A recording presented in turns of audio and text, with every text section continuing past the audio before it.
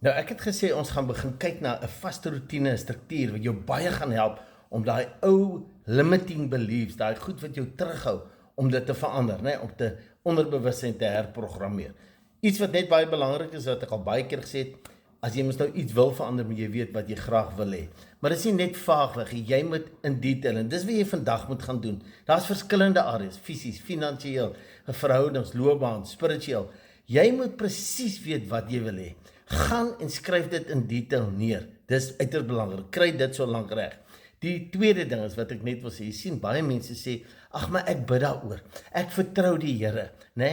En dan het hulle dit vir die Here gegee en hulle vat nie hulle verantwoordelikheid nie.